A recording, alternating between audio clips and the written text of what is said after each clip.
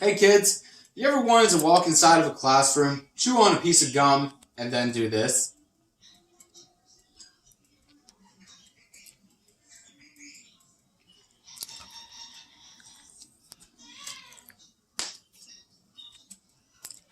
And just blow a great big bubble? Well, today's your lucky day because this week we are going to do an experiment on molecules using bubblegum. Remember last week's experiment, how we were trying to make a paperclip float? We were noticing how water molecules bond to create surface tension. This week, we are going to see how molecules in bubblegum bond to see how they hold air.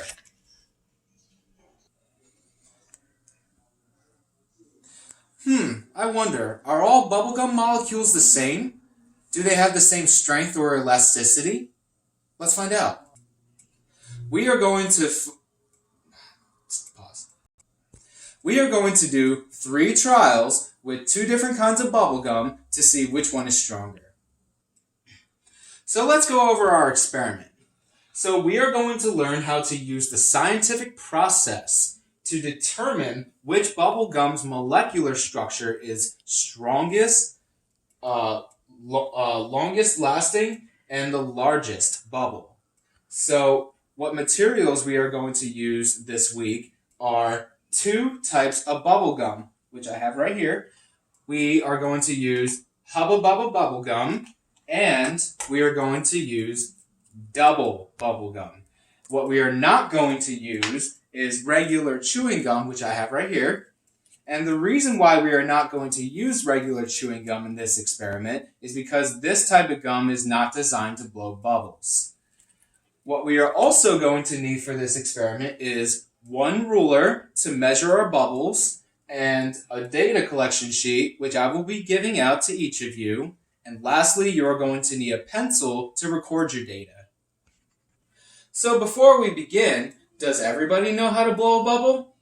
I see a few people are saying no, and that's okay. I'll just show you how to blow a bubble. It's really easy. So here's how you blow a bubble.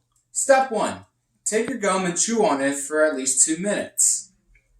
The next thing you're going to do is flatten your gum against the roof of your mouth using your tongue. Let me show you.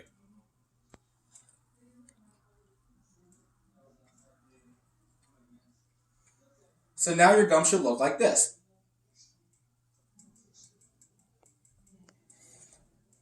Now the third step is to flatten your gum using your teeth.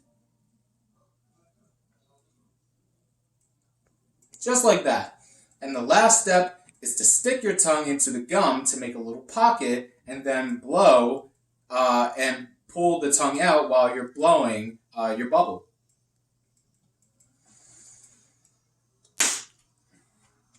Ready? And that's how you make a bubble. Great job, everyone.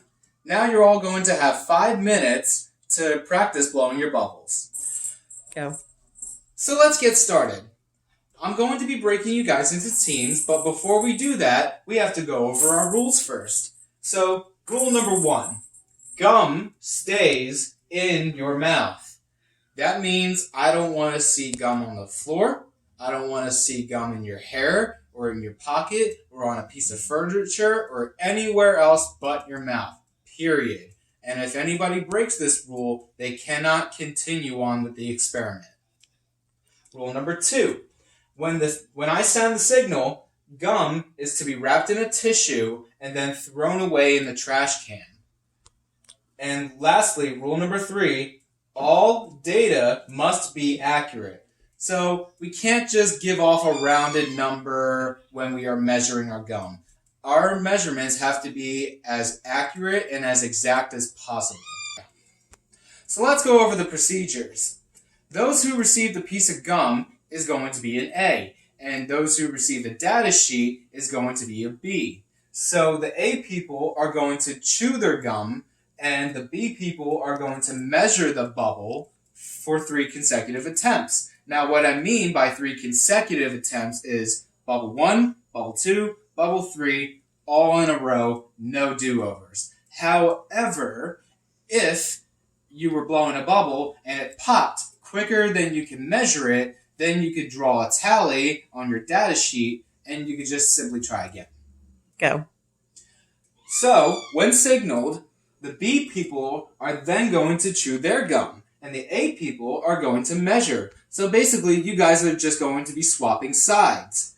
And then A people are going to share their results with the B people, and the B people are going to share their results with the A people. Now, all of you are going to complete your data sheet with your hypothesis, with your results, your data, and your conclusion to all be collected. And lastly, at the end of the lesson, we are going to write a 1-paragraph essay about all of your findings. Go. So the results are in, and we have all concluded that Double Bubble was the stronger bubblegum, but not by much. As we can see on our chart, 12 of our students have said Hubba Bubba was the stronger bubblegum, while the other 18 of our students said that Double Bubble was stronger. So that makes you wonder, why were the results so similar?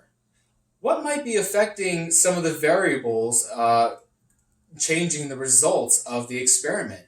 Could it be the temperature of your mouth, or the ability to blow bubbles, or maybe it's the shape of your teeth, or maybe you just didn't chew on your gum enough, or maybe it was the amount of saliva that's in your mouth that affected the experiment. Ready? Go.